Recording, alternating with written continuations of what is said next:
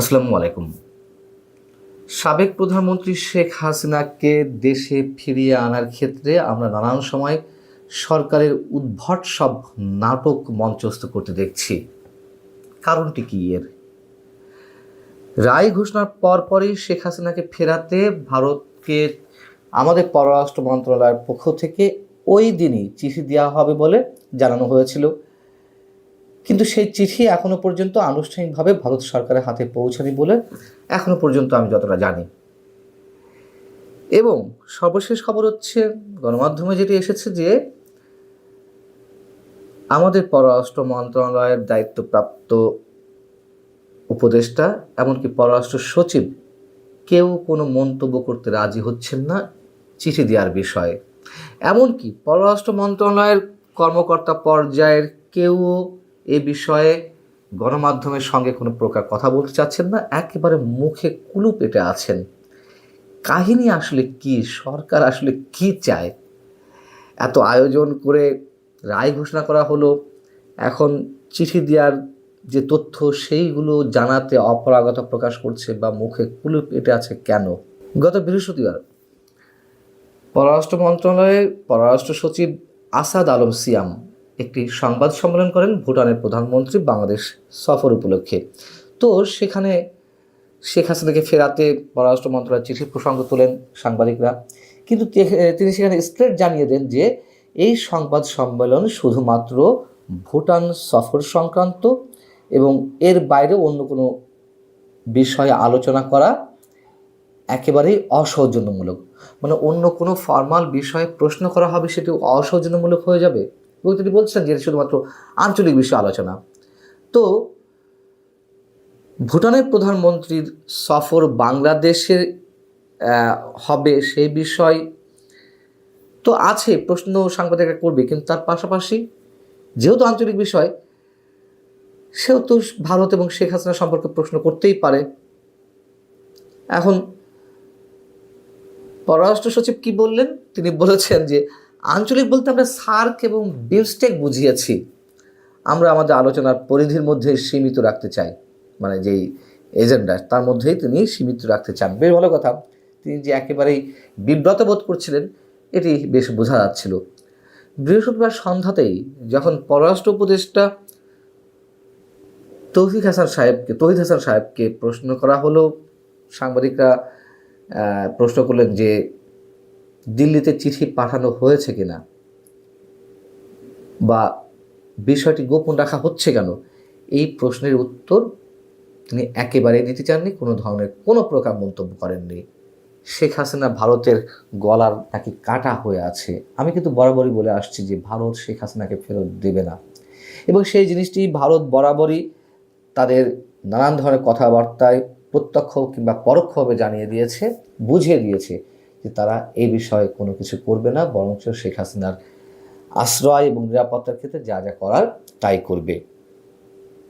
আমরা একটু খেয়াল করি যে সরকার কেন উদ্ভট সব কথাবার্তা বলছে মাঝে মধ্যে, এবং সেই উদ্ভট কথাবার্তার ধারাবাহিকতায় বৃহস্পতিবারে আমরা নতুন একটি বিষয় সংযোজন করতে দেখলাম আইন উপদেষ্টাকে। সে বিষয়ে আসছি।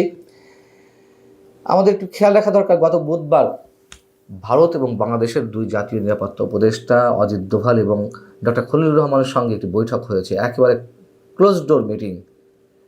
সেখানে কি কি বিষয় উত্থাপিত হয়েছে কোনো ধরনের স্পষ্ট করে কিছু জানা যায়নি বা আনুষ্ঠানিকভাবে কোনো পক্ষই কিছু বলেনি।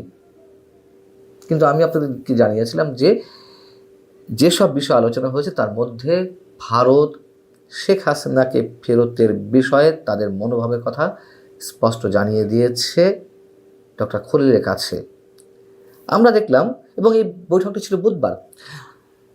বৃহস্পতিবার এসে আমরা দেখলাম যে আইন উপদেষ্টা একটা নাটকীয় মন্তব্য করলেন, যে বিষয়টি আমার মতো মানুষেরা জানে কিন্তু তিনি জানেন না, প্রমাণ করে দিলেন, অথবা জানা সত্ত্বেও এক ধরনের মঞ্চস্থ করা হলো নাটক, মানুষকে বোকা বানানোর চেষ্টা করা হলো। তিনি কি বললেন? শেখ হাসিনাকে ফেরত আনার বিষয়ে আন্তর্জাতিক অপরাধ আদালত আইসিসির কাছে বিষয়টি উপস্থাপন করা যায় কিনা বা তাদের যে এখতিয়ার, সেই বিষয়টি খতিয়ে দেখা হচ্ছে। এটি যে আইসিসির একেবারেই এখতিয়ারের বাইরে সে কথাও আমি জানিয়েছিলাম, এবং এটা স্রেফ মানুষকে বোকা বানানোর একটা চেষ্টা। আর যে বলছিলাম যে এই পক্ষের দাবি শেখ হাসিনাকে ফেরত এনে বিচারের তাদেরকে একটু ঠান্ডা রাখার ব্যবস্থা করা।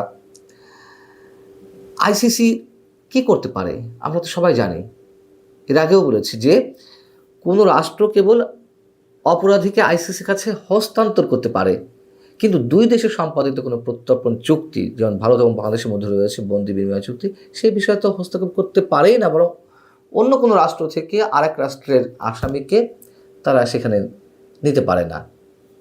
এবং আরও মজার বিষয় যে ভারত কিন্তু রোম সংবিধিতে স্বাক্ষরকারী কোনো রাষ্ট্র নয়।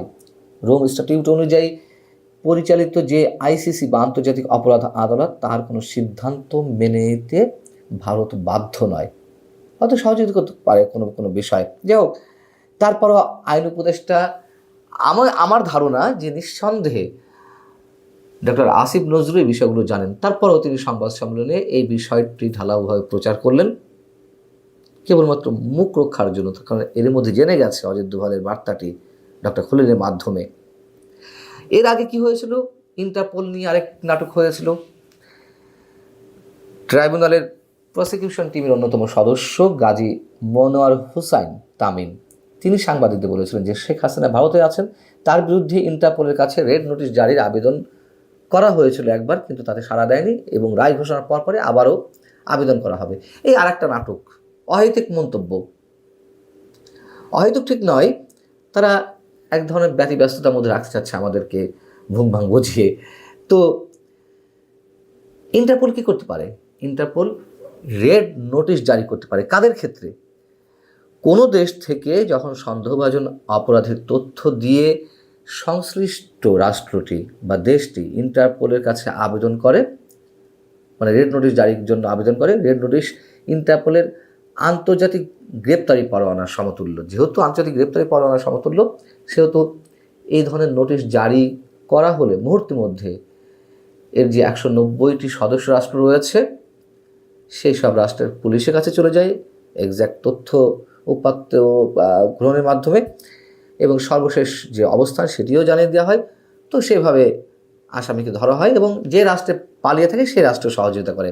কিন্তু আমরা কি জানি? সবাই জানে যে শেখ হাসিনা ভারতে রয়েছেন। তো ইন্টারপোল তো কোনো পুলিশি সংস্থা নয়, বিশ্বের বিভিন্ন দেশের পুলিশ বিশেষজ্ঞ এবং অপরাধ বিশেষজ্ঞদের নিয়ে গঠিত একটি সংস্থা। তারা তো অ্যারেস্ট করে আনতে পারে না, তারা তথ্য দিয়ে দেয় এবং সেটি সদস্য রাষ্ট্রগুলোর মধ্যে মুহূর্তের মধ্যে ছড়িয়ে পড়ে। এবং কোনো অপরাধী যখন অন্য রাষ্ট্রে পালিয়ে থাকে তখন তাকে ধরতে ওই রাষ্ট্র সহযোগিতা করে। কিন্তু শেখ হাসিনা যে ভারতে রয়েছেন, ভারতও তো এটি জানে।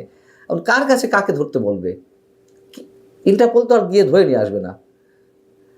আর এখানে নতুন করে তথ্য দিয়ে আরও কিছু নেই, সবাই জানে, সারা বিশ্ব জানে শেখ হাসিনা ভারতে রয়েছেন।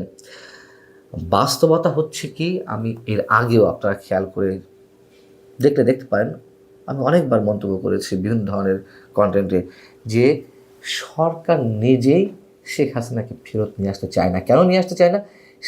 শেখ হাসিনাকে ফেরত নিয়ে আসার পরে যে সিচুয়েশন তৈরি হবে, বাংলাদেশে যে একটা আনরেস্ট তৈরি হবে, একটা অস্থিরতার সৃষ্টি হবে, সেটি সামাল দেওয়ার সামর্থ্য সম্ভবত সরকারের নেই। অতএব এই যে নানান সময় নানান ধরনের মন্তব্য, কখনো ইন্টারপোলের কাছে রেড নোটিশ জারি করার জন্য আবেদন, কখনো আইসিসিতে আবেদন জানানো, এই কথাগুলো বলার অর্থ হচ্ছে সরকার নিজেই তার দুর্বলতার বহিঃপ্রকাশ ঘটাচ্ছে। শেখ হাসিনাকে ভারতও দেবে না, আর অন্য কোনো উপায়ে সরকারের দ্বারা সম্ভাবনা যে তাকে ফিরিয়ে আনার। ভালো থাকুন সবাই, আল্লাহ হাফেজ।